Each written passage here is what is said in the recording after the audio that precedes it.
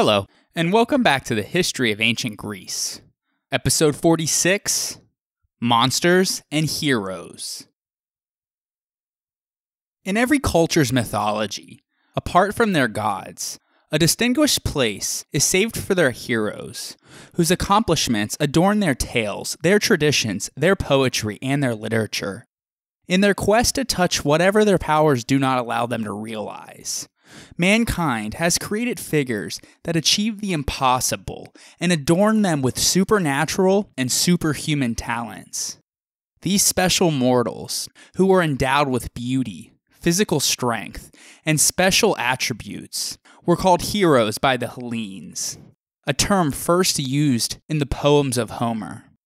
In myths, the heroes were usually of divine descent, from the union of a god or a goddess with a mortal man or woman, respectively. According to their contribution to humanity, after their death, they became demigods, who, as they are presented by Hesiod, live eternally in great happiness, away from sufferings. Greek myth is dominated by the lives and accomplishments of these heroes. Every region in the Greek world created its own heroic figures and accounted for their numerous adventures and labors. At first, these labors were stories told orally through the generations until they became fairy tales and tradition. These local tales were collected in Ionia and comprised a wondrous treasure, becoming the first source of topics for the epic poets, who either praised each of the heroes' deeds separately or placed the heroes in a pan-Hellenic accomplishment, a war, or an expedition. Initially, the heroes in the tales had a mostly passive role, as superior powers, such as gods, directed their actions, while they provided them with magical devices and countless pieces of advice in order to succeed in performing their feat. In addition, the heroes were assisted by certain animals, so that they could overcome the difficulties that they encountered. But when the poets in Ionia received the legacy of the tales and oral narrations, they organized this legacy, reshaping it from a fairy tale and tradition, and enriching it with heroes that demonstrate intellect, strength, and beauty, but mainly initiative. The Homeric hero acts as a responsible individual. While he accepts the protection from divine powers, this protection does not make him dependent, but an individual free to decide upon his actions. What particularly characterizes the Greek heroic world is the fact that the hero's attributes are purely human. Bravery, self-sacrifice, pride, loyalty to friendship and family bonds, and humanity in general are the main traits of each of the heroes in Greek myth. These benevolent heroes, who with bravery destroyed mischievous elements, and thus helping their country, or even instituted their country's social institutions, as well as various devices contributing to the people, improving their lives and becoming civilized, were frequently supported and guided by the gods themselves. However, it is they who decided on what to do. Nevertheless, there also existed hubristic heroes who forgot that they were mortals and dominated by arrogance. They believed that they were gods themselves, and so the gods then became avengers, and the punishment for all of those was so severe that it resulted in their death or destruction. Being grateful for everything that their heroes had offered, the Greeks worshipped them, and this hero worship that they developed concerned not only the mythical heroes, but the heroes of the historical times as well.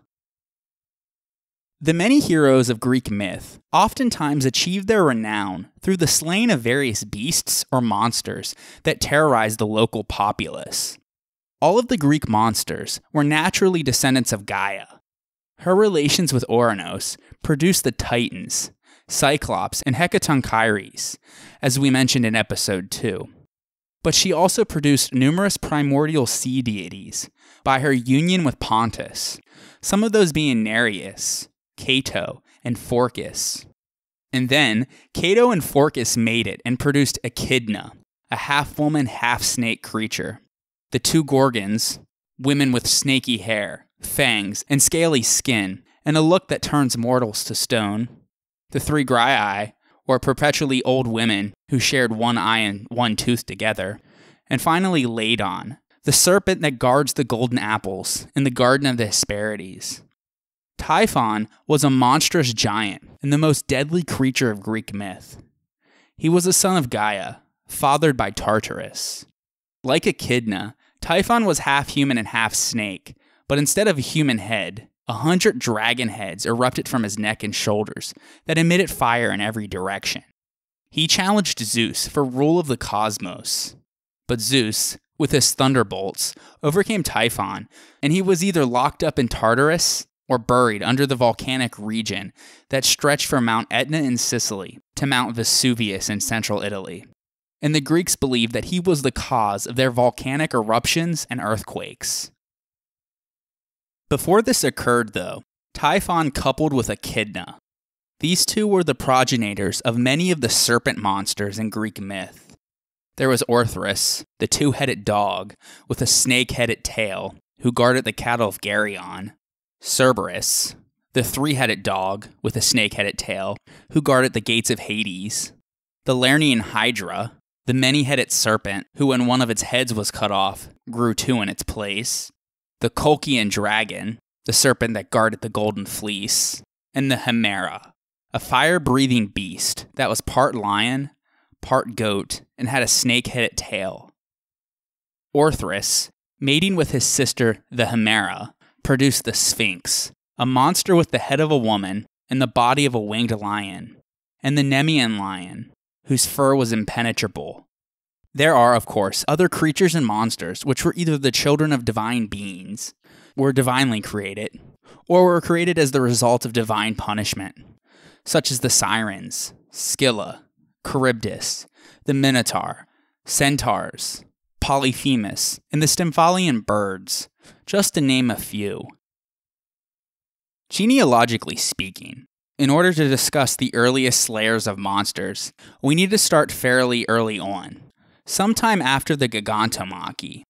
As we discussed in episode 2, when Zeus fell in love with the beautiful Io, an Argive princess, Hera, well known for her jealousy, turned her into a cow, and then sent a gadfly to drive her to the ends of the world.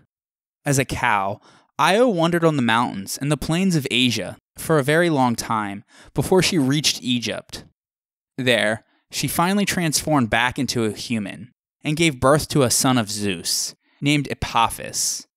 He became the king of what would become Egypt, and married Memphis, a daughter of Nilus, who was the personification of the Nile River itself.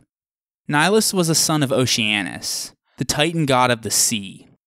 Epaphus and Memphis had a daughter, named Libya, who Poseidon impregnated to produce Belus and Agenor. Belus surpassed his father as the king of Egypt, while Agenor became the king of Tyre. For the moment, we are going to turn our attention to Agenor's side of this genealogy. Agenor married another daughter of Nilus, named Telephassa. They produced 5 children: Phoenix, Europa, Cilix, Thasos, and Cadmus. Cadmus was to be known as the first Greek hero. When Zeus fell in love with his sister, Europa, and carried her off to Crete, their union ultimately produced the Cretan king Minos and his brothers Sarpedon and Rhadamanthus, as we discussed in episode 5. His father ordered him and 2 of his 3 other brothers to find her, with the stipulation that they weren't allowed to return unless they brought her back. The son who stayed home was Phoenix, and the region would become known as Phoenicia. Cilix went to southern Asia Minor, named it Cilicia, and stayed there, while Thasos reached Greece and settled down on the island that would take his name. When Cadmus couldn't find his sister either, he decided to consult the oracle at Delphi. She told him to stop looking for Europa and instead follow a cow, with a half moon on her flank. And wherever this special cow stopped and lied down exhausted, he should found a city and settle down there. So when he came across this special cow, he did as the oracle instructed. When the cow stopped, he founded the city that would later become known as Thebes, the Acropolis of which was named Cadmea in his honor. He decided to sacrifice the cow to Athena and sent some of his companions to fetch water from a nearby spring. However, the spring was guarded by a huge water serpent, who immediately slew Cadmus's companions. Cadmus in turn smashed the dragon's head with a rock, took the water, and then offered the sacrifice to Athena. Afterwards, under Athena's guidance, he sowed the teeth of the serpent into the ground, from which there sprouted armed men, called the Spartoi, which literally means sown. By throwing a stone amongst them, Cadmus caused chaos to ensue, and they fought between each other until only 5 survived. These 5 men assisted him to build the Cadmea, and would become the founders of the families of the first noble class of Thebes. The serpent had been sacred to Ares, so Cadmus had to serve him for a period of 8 years in order to do penance. When his punishment ended, in the 9th year, he became the king of the city and married Harmonia, the daughter of Ares and Aphrodite. The wedding of Cadmus and Harmonia, renowned for its splendor and the first wedding celebrated on Earth, was attended by all of the gods. The Muses sang and the Keratoi danced, while the couple received sumptuous gifts. Most exquisite among them was a necklace, fashioned by Hephaestus, and commonly referred to as the Necklace of Harmonia, which brought misfortune to all who possessed it. After Hephaestus had discovered the infidelity of his wife Aphrodite with Ares, he vowed to avenge himself by cursing any lineage of children resulting from that affair. Well, that would be Harmonia. Her and Cadmus had 2 sons, Polydorus and Illyrius, and 4 daughters, Agave, Autono, Ino, and Semele. The necklace allowed any woman wearing it to remain eternally young and beautiful, and naturally, it became a much coveted object amongst the women of the House of Thebes throughout Greek myth. In particular, it would be worn by Semele, Dionysus' mother, and later Jocasta, Oedipus' mother/wife, when tragic endings happened for both of them. Cadmus, in his old age, would abdicate the throne in favor of his grandson, Pentheus, and would live to see his family all overtaken by grievous misfortunes and his city by civil unrest, thanks to his spurned other grandson, Dionysus. But those are all stories for a future episode. Anyways, at an old age, with his family in ruins, Cadmus and Harmonia left Thebes in order to help the Ancelians, a tribe in northwestern Greece, subjugate the area around what would later be called Illyria, after which he and Harmonia ruled their country and had a son, named Illyrius, the eponym for the people who he ruled.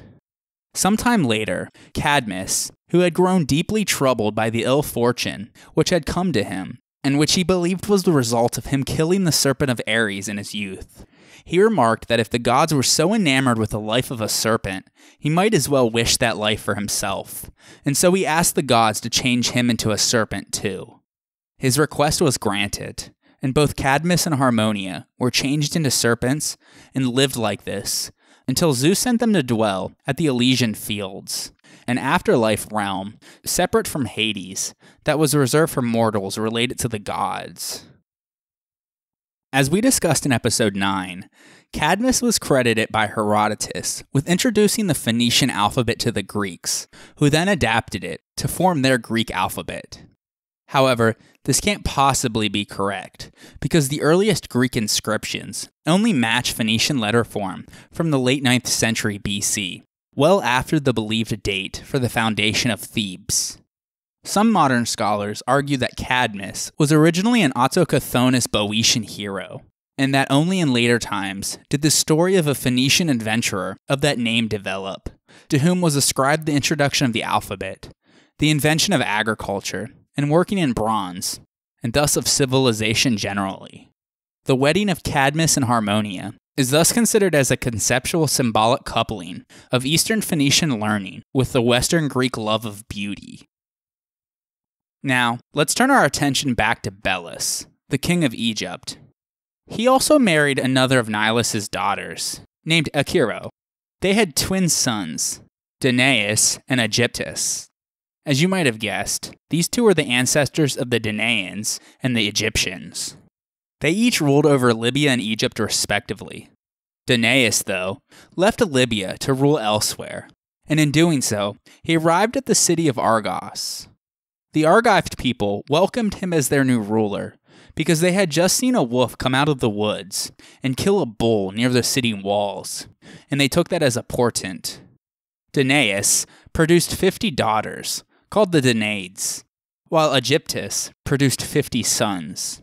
The attempted marriage of these 100 cousins turned out to be a disaster and resulted in the death of 98 out of the 100. We will discuss this further when we cover Aeschylus's play, The Suppliants.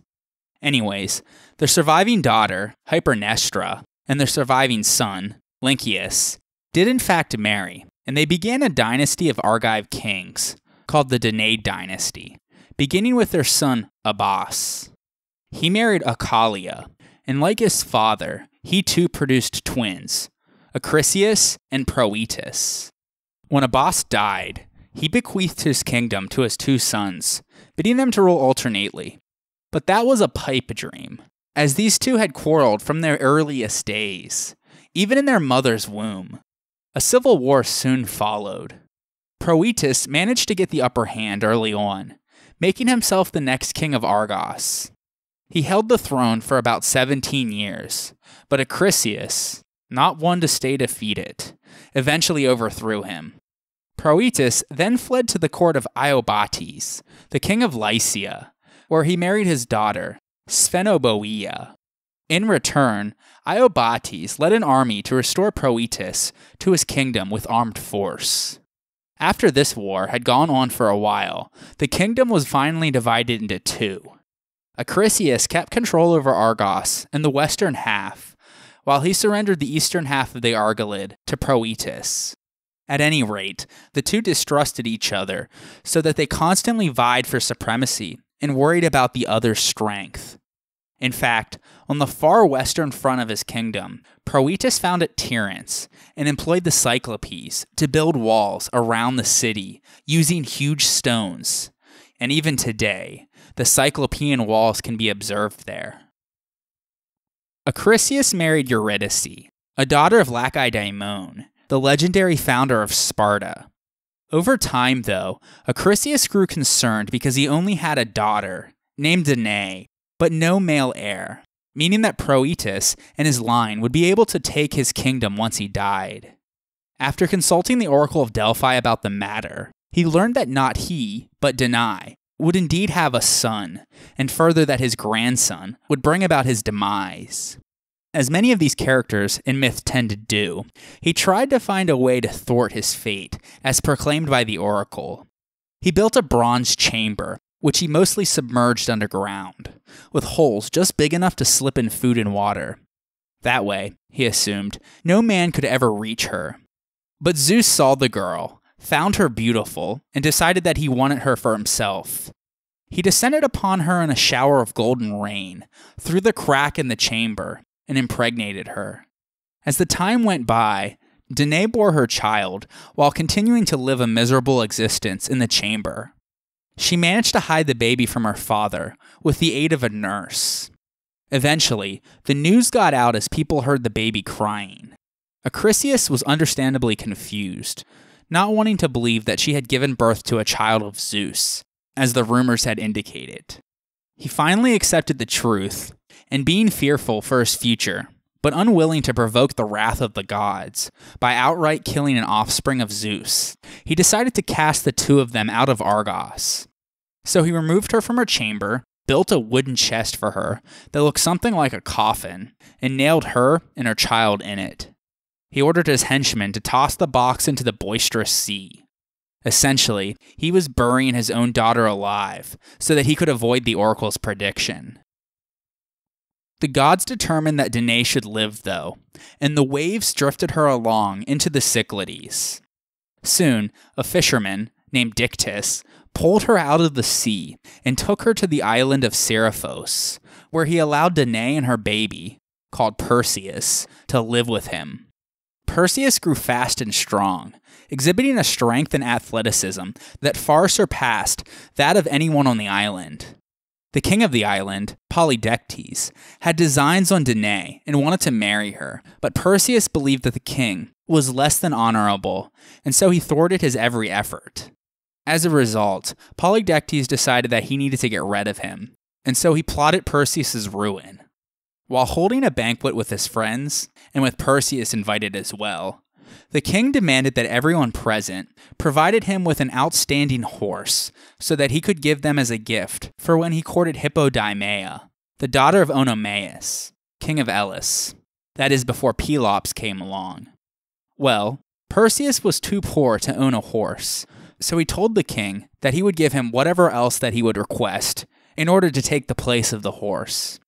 Polydectes then seized this opportunity by telling him to go and fetch the head of the Gorgon Medusa, and in the case he couldn't do so, he would take his mother to be his wife against her will. This, of course, was a seemingly impossible task, since Medusa, like the other two Gorgons, could turn people to stone with just one look. Even if Perseus somehow was able to cut off her head, the other Gorgons, immortal and winged as they were, would quickly pursue him, as they protected her, even though she was not originally their sister. In fact, she was the only mortal Gorgon, as she was originally a mortal woman. She had been a priestess of Athena, but she was raped by Poseidon in Athena's temple, and transformed into a Gorgon by the goddess in a fit of rage, for allowing herself to be raped, which thus desecrated her temple. In myth, women often took the blame and suffered for the sexual indiscretions of the gods. As Perseus sat on a rock at the far end of the island, pondering over his next action, he was found by Hermes, who told him that he and Athena would provide aid to him in getting the head of the Gorgon. Hermes advised Perseus that before he could find and behead Medusa, he first had to find the 3 old women, called the Graii, literally the Grey Ones, who would give him directions to the nymphs who kept watch over certain equipment he would need in order to approach Medusa. These Graii were elderly from birth and were so old and hideous that they shared among them 1 eye and 1 tooth. Their one task was to bar the road that led to the Gorgons. Under the advice of Athena, Perseus went to them, and as they passed it about, he stole their eye, not returning it until they gave him directions to the nymphs. When he arrived at the nymphs' location, he found that they were willing to give him the 3 crucial items needed for his mission: the cap of Hades, which could make him invisible, the winged sandals of Hermes, a purse called a kibisis for carrying the Gorgon's head, and a sword made of adamantine steel. And so, Perseus, Hermes, and Athena were now ready to take on the Gorgons. Since the 2 gods already could fly, Perseus used his winged sandals to fly over the ocean to where the Gorgons had their abodes. When they arrived, they found them asleep.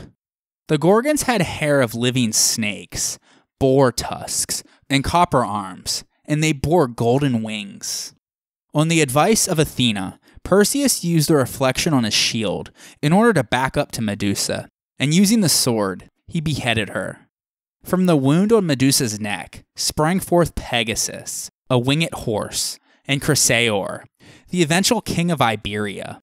He stuffed her head into the purse, without looking, then used his winged sandals and the cap of invisibility to escape the other 2 Gorgon sisters, who pursued after him, but could not see him.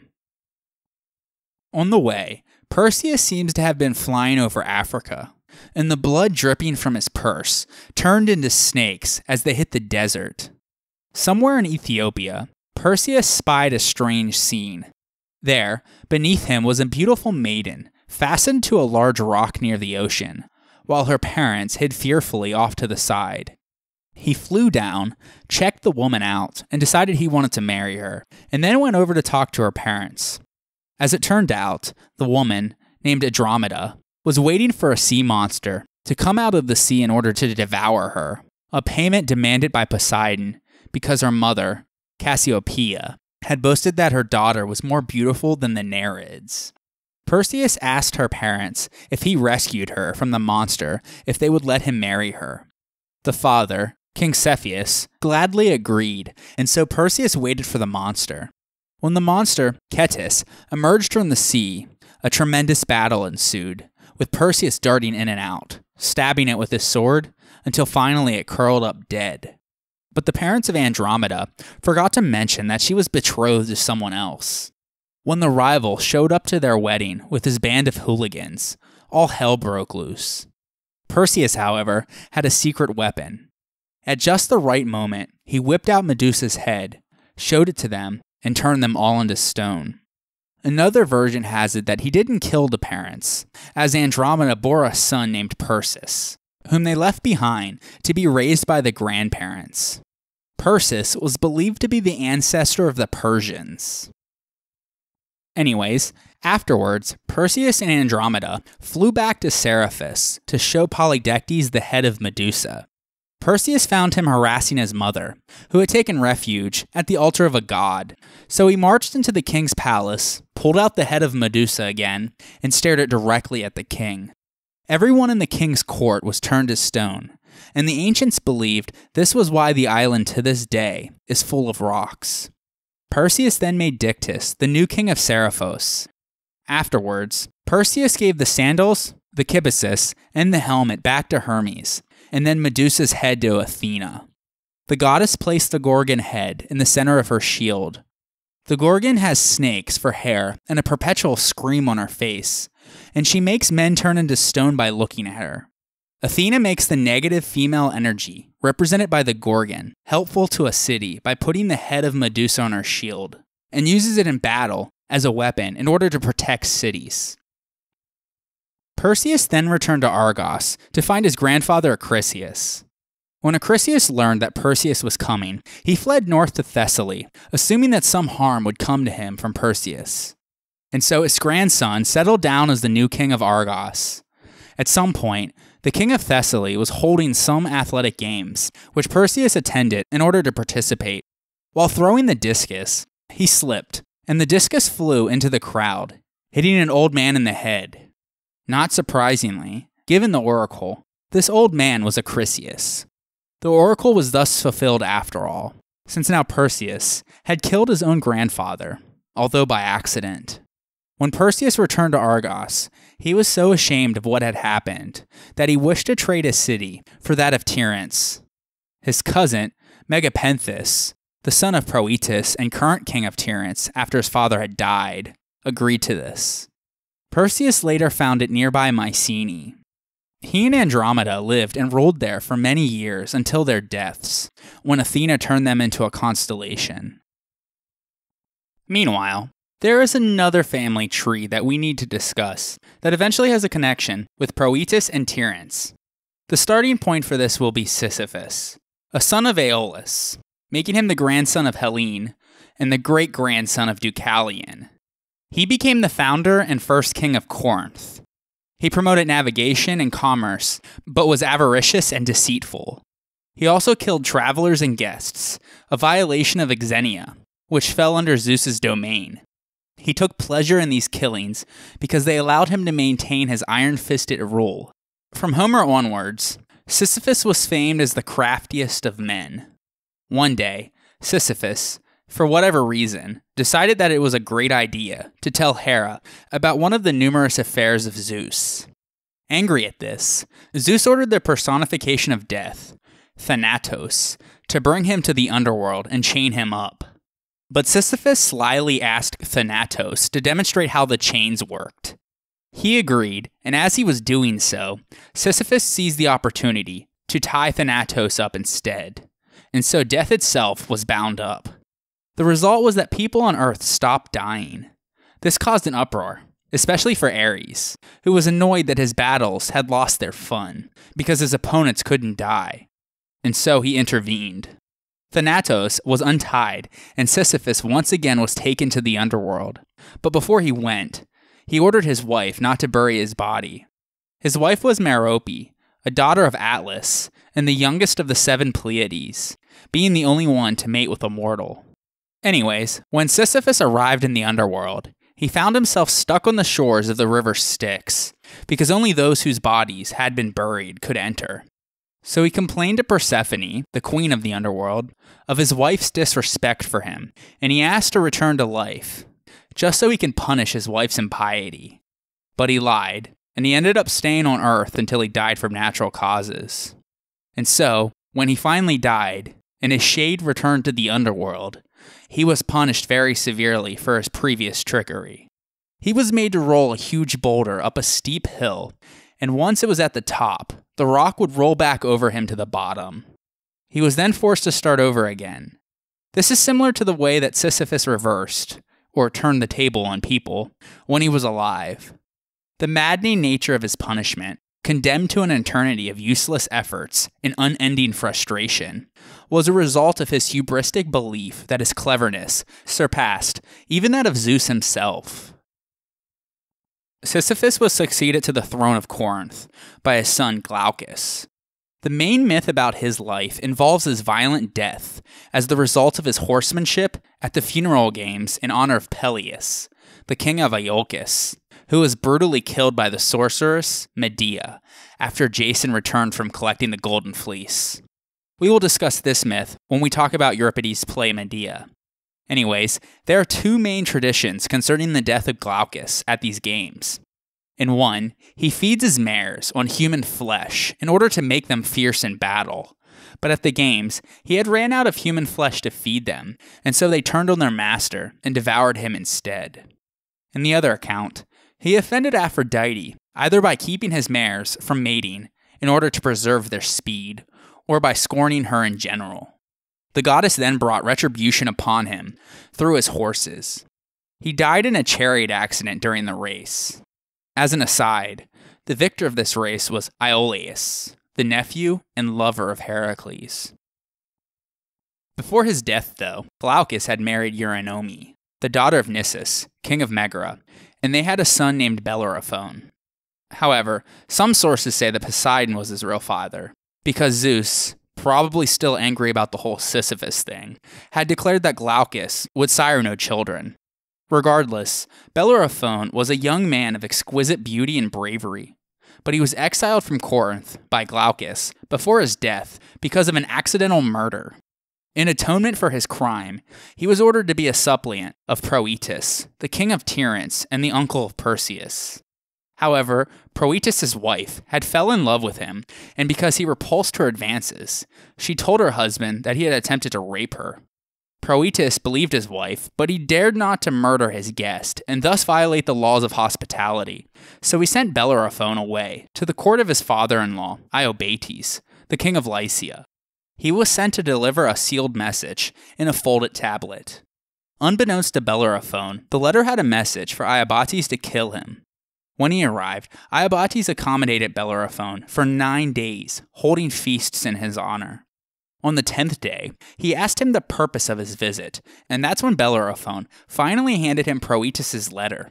Once he read it, he also feared the wrath of the Furies if he murdered a guest, so he decided to send him on what turned out to be 3 missions that he deemed so impossible to carry out that he would surely lose his life in the process. First, he asked him to kill the Hemera, a monster bearing a lion's head, a goat's body, and a snake's tail. This creature lived in KYRIE and ravaged the countryside with its fiery breath. On his way, Bellerophon encountered the seer Polyidus, who gave him advice about his upcoming mission. He told him that he would need the services of Pegasus, the winged stallion that was born from the blood of the severed head of the Gorgon Medusa. As Pegasus was very fierce, nobody was able to yet capture him, but Polyidus advised Bellerophon to sleep in the temple of Athena and pray for her assistance. And so he spent the night by the goddess's altar, and in a dream, Athena appeared, setting a golden bridle beside him, and she advised him to show it to his father Poseidon, to whom he would have to sacrifice a white bull. When he awoke, he saw the golden bridle lying at his side, and so he honored both Athena and Poseidon, and then returned to find Polyidus, who told him that he would find Pegasus at Corinth. So he rushed back to his home city, where he in fact found Pegasus drinking water at the Pirene spring. He approached the horse stealthily and slipped the bridle over Pegasus's head, and the horse immediately stood calm and ready to be mounted. Then Pegasus and Bellerophon flew in the sky towards where the Hemera dwelled. When he arrived in Lycia and located the Hemera, Bellerophon was not able to harm the monster, even while riding on Pegasus. As he felt the heat of the breath that the Hemera expelled, he was struck with an idea. He got a large block of lead and mounted it on his spear. Then he flew head-on towards the Hemera, holding out the spear as far as he could. Before he broke off his attack, he managed to lodge the block of lead inside the Chimera's throat. The beast's fire breath melted the lead and blocked its air passage. The Chimera thus suffocated, and Bellerophon returned victorious to King Iobates. He was unwilling to credit his story, though, so a series of daunting further quests ensued. Then, Iobates sent him to fight the Solymi, a warlike people in Lycia, holding the belief that the Chimera was a fluke, and that these people would surely kill him. However, Bellerophon slew them all, and when he returned safe and sound, Iobates once again sent him on another mission. This time, he sent him to confront the Amazons on an expedition in their land. Needless to say, he won this battle too. He did so by dropping boulders on them from his winged horse. Iobates, still in disbelief, then sent him against some Carian pirates. But on the way, he fell into an ambush by the bravest of the Lycians, under the assassination orders of Iobates. After he slew all of the Lycians, though, he called upon Poseidon, who caused floods, to follow wherever Bellerophon went, as he returned victoriously to the palace. At the sight of this, Iobates finally had to acknowledge Bellerophon's divine origin, and so he relented, and decided to keep him by his side in Lycia, offering him his daughter, Philono, in marriage.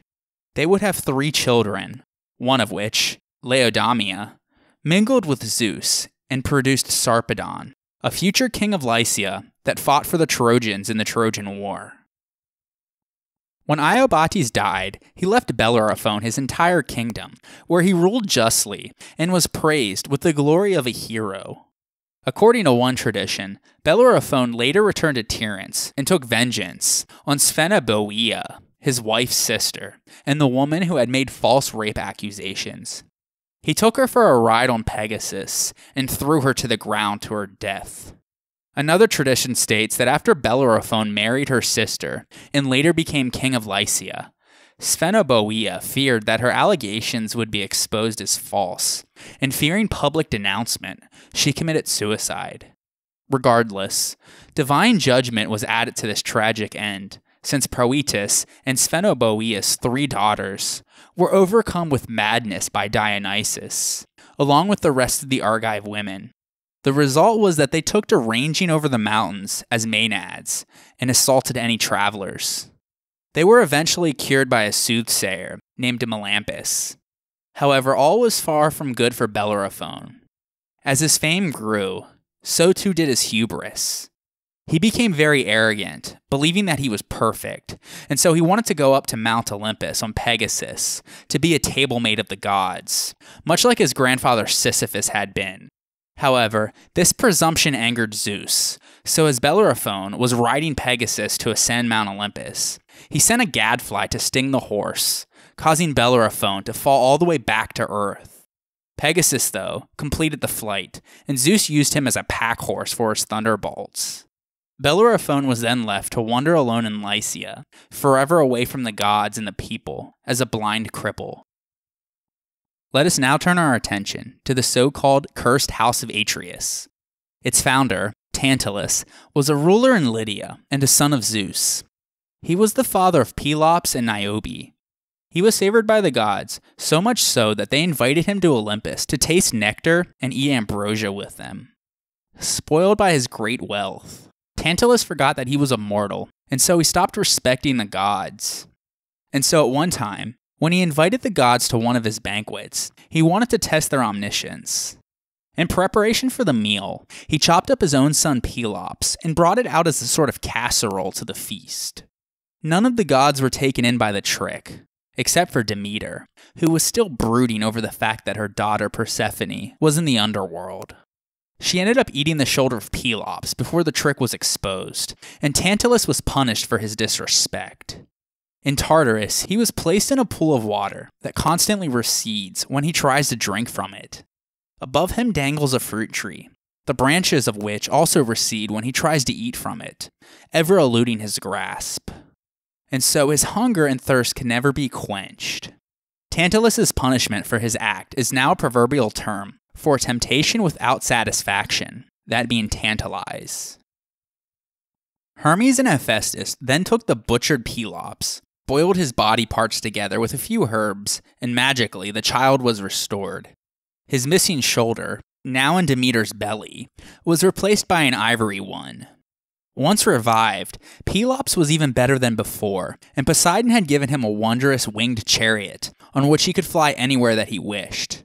So at one point, he traveled to Elis, near Olympia in southern Greece.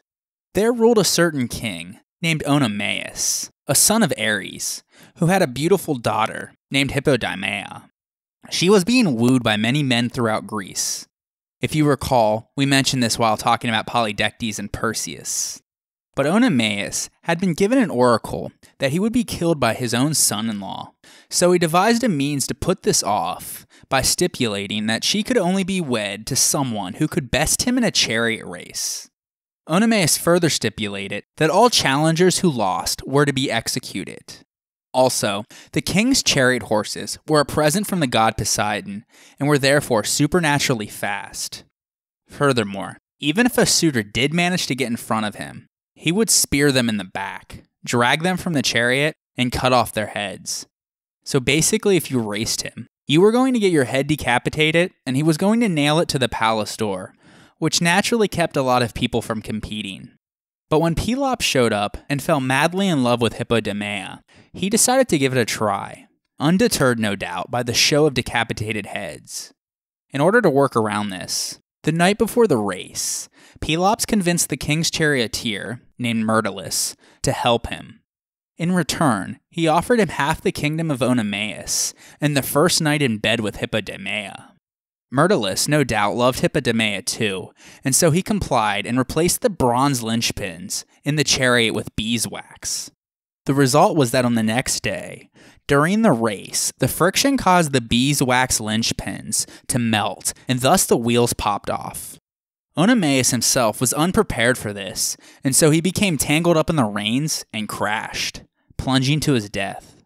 Pelops was proclaimed the winner, and thus he could marry Hippodamia.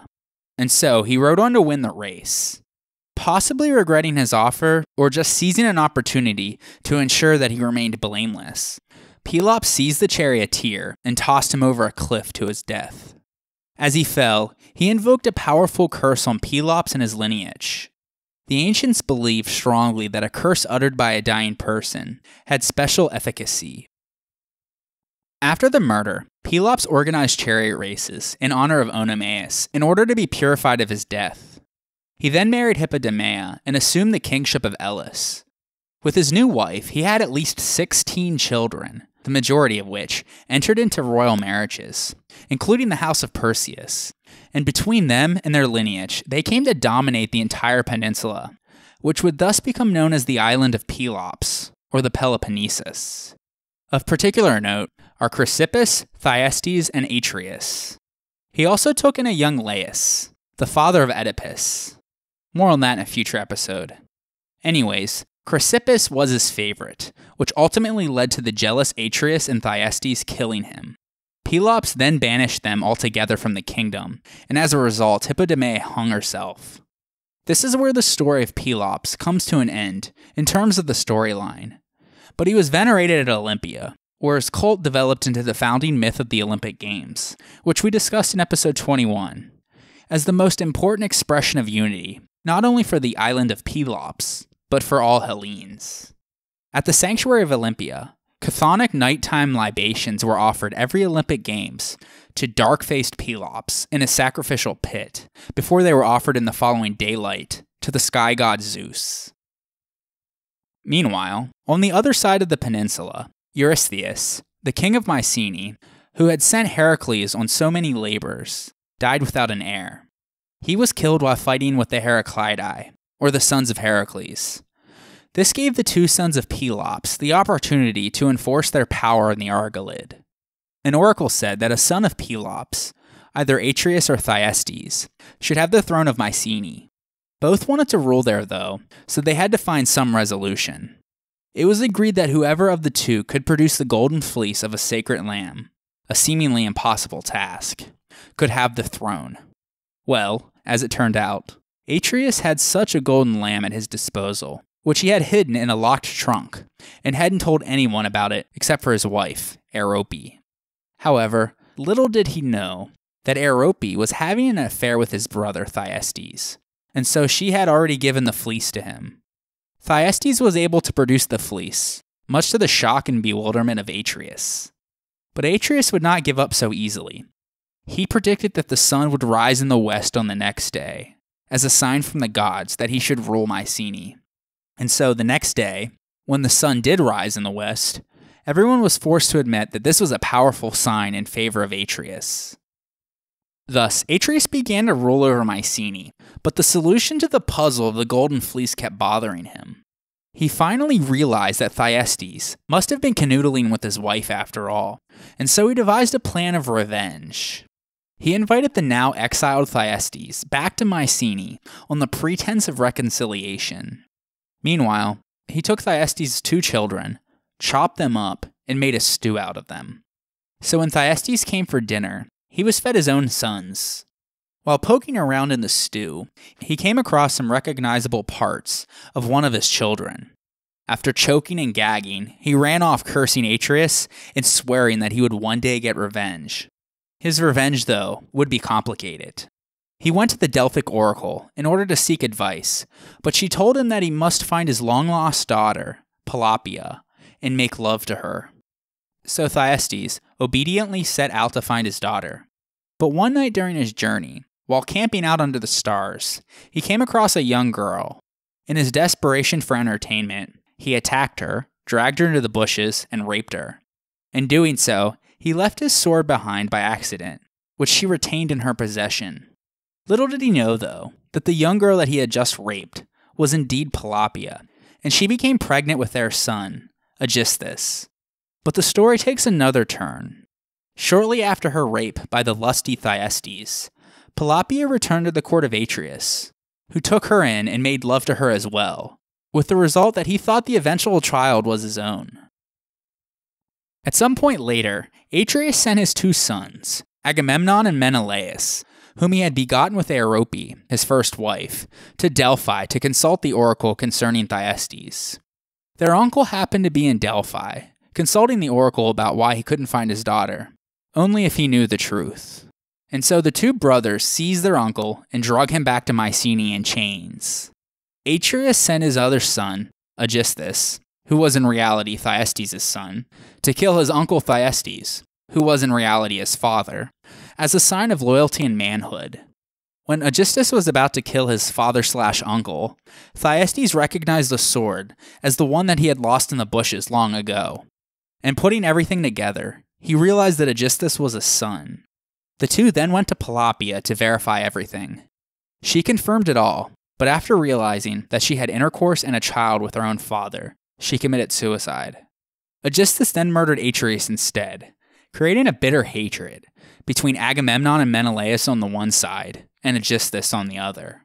Thyestes thus assumed the kingship of Mycenae, and Agamemnon and Menelaus fled to the court of the Spartan king, Tyndareus, who accepted them as the royalty that they were. Tyndareus was a grandson of Perseus. He had a brother named Hippocon, who had previously seized the throne of Sparta and exiled him, but he was reinstated by Heracles, who also was a grandson of Perseus. Heracles then killed Hippocon and his sons. Tyndareus' other brother was Icarius, the father of Penelope. Tyndareus had a beautiful wife named Leda, who of course caught the eye of Zeus. So one day, when she was bathing in the water of the Eurotas River, he transformed himself into a swan. Hermes, being his sidekick, transformed himself into an eagle and chased after the swan Zeus. Pretending to be scared, Zeus runs into Leda and seeks shelter in her bosom.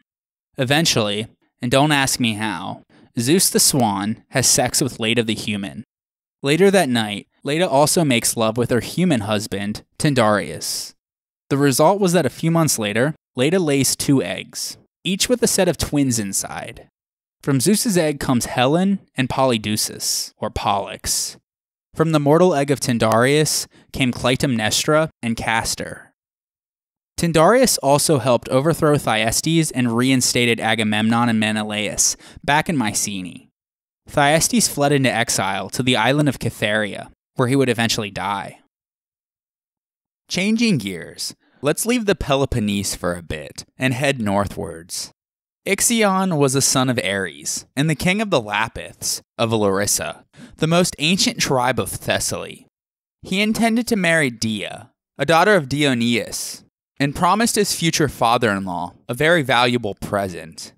However, he then decided not to pay the bride price, so Dioneus stole some of Ixion's horses in retaliation. Ixion concealed his resentment and invited his father-in-law to a feast at Larissa. When Dioneus arrived, Ixion pushed him to his death in a bed of flaming coals and wood. According to tradition, by killing his father-in-law, Ixion became the first man guilty of kinslaying in Greek mythology. The neighboring kings of Thessaly were so offended by this act of treachery and violation of Xenia that they refused to perform the rituals that would cleanse Ixion of his guilt. Thereafter, Ixion lived as an outlaw, shunned from society. However, Zeus took pity on Ixion and brought him to Olympus and introduced him at the table of the gods, an act that essentially purified him. Instead of being grateful, though, Ixion grew lustful for Hera, Zeus's wife, a further violation of Xenia. Zeus found out about his intentions and was in disbelief that Ixion would betray him in his sincere kindness, so he set up a trap. He made a cloud in the shape of Hera and placed it next to Ixion at one point while he was sleeping in a field. When Ixion awoke, he thought Hera was laying naked beside him, and so he began to rape her. Zeus was so angry when he saw that his suspicions were confirmed that he expelled Ixion from Mount Olympus and blasted him with a thunderbolt. Zeus then ordered Hermes to bind Ixion to a fiery wheel that would spin around the heavens non-stop. Later it would be moved to Tartarus. The spinning of the wheel represents eternity, and the fire represents purification. From the bestial lust of Ixion and the false Hera cloud came Centaurus. He was a deformed child who hunched over and found no friends amongst the other humans. The only place he felt like he belonged was on Mount Pelion. There, he roamed, lived, and mated with the Magnesian mares, producing the race of half-man, half-horse beasts, known as the Centaurs. Meleager was the son of Althea and Oeneus, the king of Calydon in Aetolia, and the great-great-grandson of Aetolus. When he was a 7-day-old infant, the three Morai, or Fates, visited his house to predict his destiny. First, Clotho said that he would become a great hero. Second, Lachesis enumerated the accomplishments that he would perform. When it was Atropos' turn, she looked at a log burning in the hearth, and said that Meleager would die when that log was consumed by fire. Upon overhearing this, Althea took the log from the hearth and hid it to save her son's life. Meleager grew into a brave young man. He took part in the Argonautic expedition and was glorified along with the rest of the Argonauts as a hero. At one point, during the summer, while Oeneus was offering the first grains of that harvest to the gods, he forgot to offer to Artemis, who was the patroness of his country. The goddess became enraged and sent a huge wild boar, known as the Caledonian boar, to terrorize the area. It ravaged the land, men and cattle, and rooted up the vines, preventing crops from being sown. It also forced the people to take refuge inside the city walls, where they began to starve. Oeneus sent messengers out to look for the best hunters in Greece, offering them the boar's pelt and tusks as a prize. Meleager would lead his relatives, along with many of the known heroes from all over Greece, in order to hunt and kill the huge boar.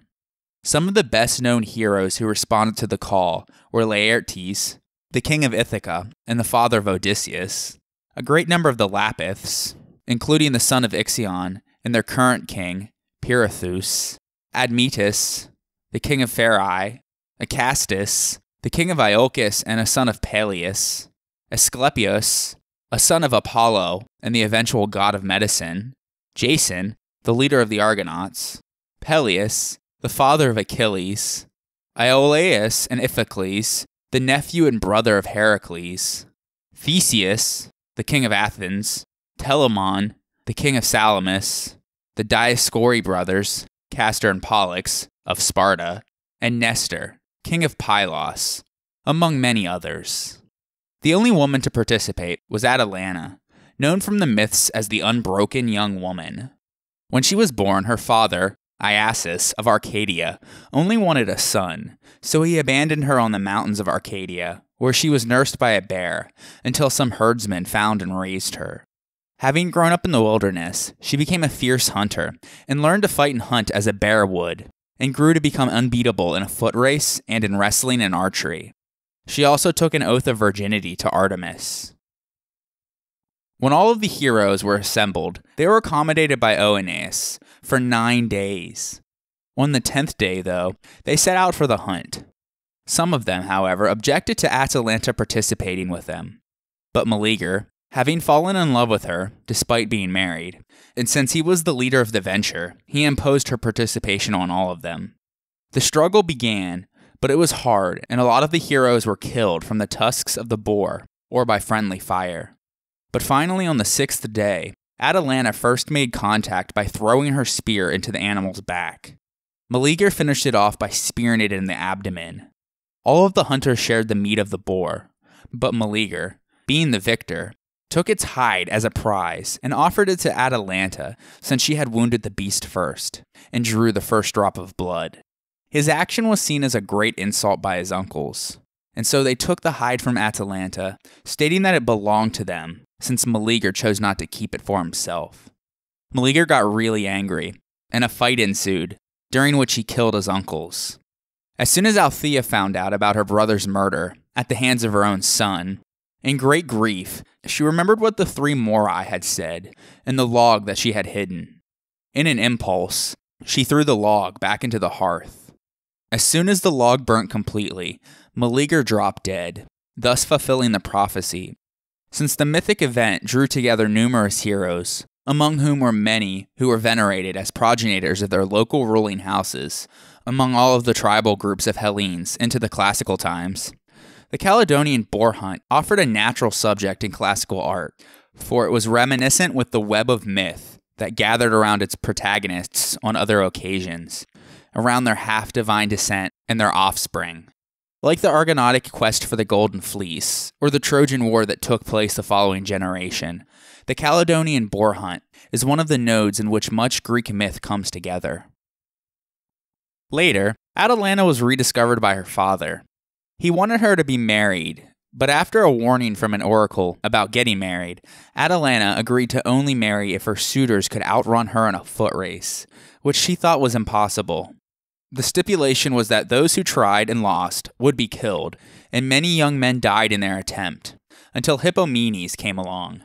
He had asked Aphrodite for help, and she gave him 3 golden apples in order to slow Atalanta down. The apples were irresistible, so every time Atalanta got ahead of him, Hippomenes rolled an apple off to the side, and she would run after it. With this method, Hippomenes won the foot race, and came to marry Atalanta. Eventually they had a son, Parthenopeus, who was one of the 7 against Thebes. The warning from the oracle would later come to fruition, as Atalanta and Hippomenes would be later turned into lions, after they made love together in one of Cybele's temples. Although I'm not sure why, the belief at that time was that lions could not mate with their own species, only with leopards. And so Atalanta and Hippomenes would never be able to remain with one another. Anyways, thereafter they drew Cybele's chariot. We will discuss Cybele more in a future episode. As we mentioned, Pirithous was the son of Ixion to Dia, and he became the next king of the Lapiths. He married Hippodamia, at whose wedding occurred the famous battle of the Lapiths and the Centaurs, known as the Centauromachy. The Centaurs, who were technically kin to the Lapiths, were guests at the party, but they lacked self-control and became so inebriated from wine that they became wild and tried to abduct the women, including the bride. We have discussed this event numerous times as it was a popular motif in Greek art as the symbolic struggle of civilized humans against the forces of violence and wildness represented by the centaurs. Pirithous also was best friends with Theseus, king of Athens, who attended his wedding and fought on the side of the Lapiths. I'm not going to rehash the legends surrounding Theseus though, as I did that in episodes 5 and 24, but I will discuss again briefly his relationship with Pirithous. At some point after the wedding, Hippodamia gave birth to Polypoetus, one of the Thessalian leaders on the Greek side during the Trojan War. Hippodamia, though, died shortly after Polypoetus' birth, so Pirithous and Theseus, troublemakers as they were, pledged to carry off 2 daughters of Zeus as their new wives. Theseus chose the most desirable, Helen of Sparta. During the time that Helen was taken from society with other young girls in order to be prepared for marriage, she went to the sacred Therapne Grove. There, she outstripped everyone in beauty, swiftness, and so forth at Bellerophon in her rites of passage, so she became the most desirable woman when she returned home. Of course, Theseus would have heard about this, as Bellerophon is right there in Attica. So together with Pirithous, they kidnapped her when she was just 13 years of age, deciding to hold on to her until she was old enough to marry. Pirithous, though, chose a more dangerous prize, that being Persephone, the queen of the underworld. They left Helen under the watch of Theseus' mother, Aethra, and traveled to the underworld domain of Persephone and her husband Hades. However, Helen was eventually rescued from Athens by her 2 brothers, Castor and Pollux. Her reputation continued to reach all corners of Greece, and not before long, she was courted by far too many illustrious noble men, so much so that Tyndareus was worried that fighting would break out amongst them. Menelaus wanted her, but so did many, many others, including Odysseus and other future generals of the Trojan War, such as Diomedes, Ajax, Philoctetes, and Patroclus. Odysseus was especially clever, and surmised that the situation with Helen was hopeless. He had taken a liking towards a niece of Tyndareus anyways, whose name was Penelope. He therefore went to Tyndareus with the offer that if he promised her hand in marriage, he would provide him with a solution to prevent fighting amongst all the Greek heroes. Tyndareus, of course, was happy to comply, and so Odysseus told him to make them all swear an oath, the famous oath of Tyndareus, whereby they pledged to respect his choice for Helen's mate, and not to take her from him, or to let anyone else do so as well. The heroes willingly pledged this oath, as each believed that he would be the one to win Helen anyway. However, they had no idea how much this oath would cost them. Afterwards, Tyndareus decided to offer his daughter in marriage to Menelaus. Agamemnon too married Helen's half-sister, Clytemnestra. Both were possibly tokens of their goodwill and allegiance.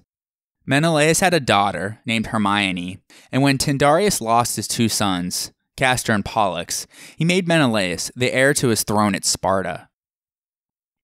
Castor and Pollux, also called Polydeuces, were the 2 brothers, together known as the Dioscuri, meaning the ideal young men of Zeus. In Latin, they are known as the Gemini. Later, the 2 brothers found themselves in a feud with their 2 cousins, Idas and Lynceus, over the love of 2 women.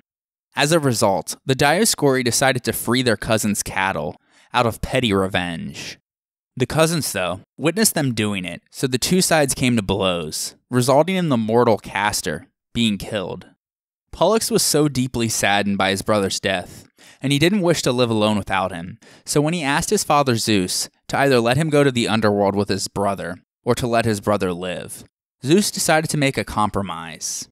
Both brothers would be together, but they would share immortality, meaning that they would alternate between being in the underworld and being on Mount Olympus. And so, they are immortal and immortal. They die, and then they come back to life again. As emblems of immortality and death, the Dioscuri, like Heracles, were said to have been initiated into the Eleusinian mysteries. Because of this, they were thought of as a sort of savior gods. They are shown with sparks around their heads to represent the sparks that are seen on the mast of a ship during lightning or thunderstorms.